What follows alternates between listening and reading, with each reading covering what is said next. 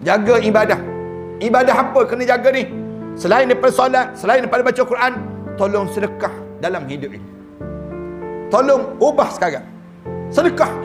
Sebelum kita mati ni sedekah. Tiap-tiap hari. Jangan tunggu hari Jumaat je nak bersedekah.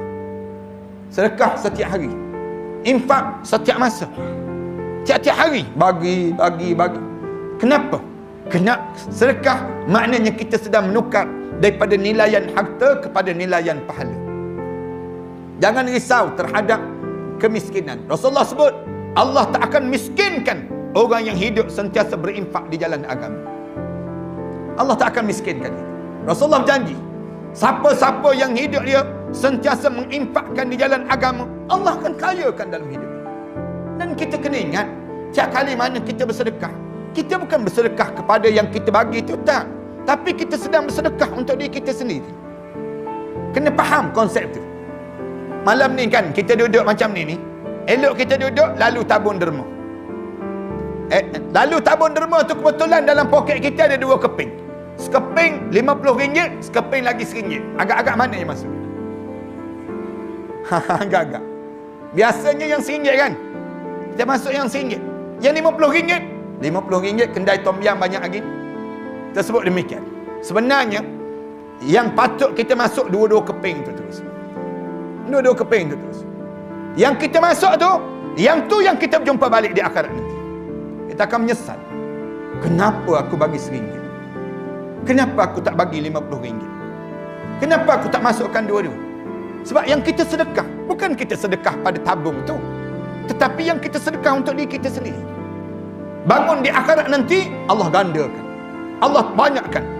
Dan kita kena ingat, untung bukan untuk di akhirat je, Allah gandakan untuk dunia ni. Dunia pun Allah ganda. Fi kullu sumbulatin mi'atu habbah.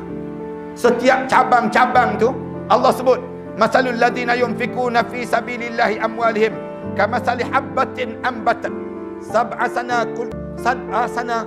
Allah sebut setiap satu cabang bercambah menjadi 70. 70 ada 100 lagi. Yang bersedekah jadi kaya. Tuan-tuan perhati ya. Saya nak sebut ada orang lain. Saya nak sebut diri saya sendiri, contoh yang mudah. Saya pengalaman waktu mana saya belajar di Al-Azhar Mesir. Duit tak ada tuan-tuan, harta tak ada, pinjam, buat pinjaman. Tapi teringat guru sebut, kamu sedekah Allah akan memudahkan dalam hidup kamu. Bagi masuk dalam tabung derma tu menangis masuk. Masuk duit tu dalam tabung derma tu menangis. Bila masuk periksa, bila masuk dewan periksa, Allah tunjuk, nampak tulisan-tulisan, jawapan-jawapan. Sebiji Allah tunjuk. Jawab tu semua lulus. Alhamdulillah. Ini nak sebut ni gambaran bagaimana besarnya nilai sedekah. Dan kita tak rasa susah dalam hidup. Saya semenjak balik daripada Azhar sampai hari ni, dalam sejarah hidup saya, kerja sedekah aja sepanjang masa. Sedekah aja, infak masa saya, tenaga saya. Bukan saya nak bangga, tapi saya nak sebut pada ayah-ayah dan ibu-ibu, saya tak rasa susah dalam hidup saya. Alhamdulillah, Allah tak jadikan kesusahan dalam hidup saya. Kerana apa dia? Kerana kuasa sedekah dalam hidup.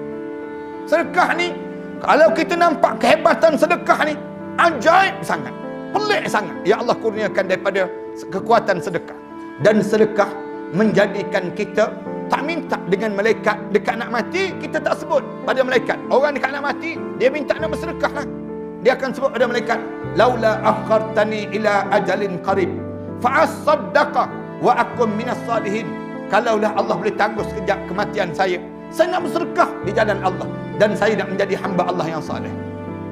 Malaikat jawab, walan yuakhirallahu nafsan iza jaa ajaluha. Allah tak tangguh dah kehidupan kamu ni bila sampai masa. Jangan simpan. Orang kita ni ramai. Orang kita ni, orang tanya pada dia, simpan untuk apa? Dia jawab, simpan untuk bekalan hari tua, Ustaz. Siapa yang ajar suruh simpan untuk hari tua? Islam tak suruh pun kita simpan untuk hari tua. Dia jawab, KLSP, Ustaz. KLSP kan ajar simpanan bekalan untuk hari tua. Dia sebut demikian. Tak. Simpan bukan untuk hari tua. Simpan untuk ke syurga. Simpan untuk ke syurga. Yang ni kita kena faham pada diri kita. Simpan untuk ke syurga. Macam mana simpan untuk ke syurga? Tukar daripada nilaian simpanan kita, infak di jalan Allah.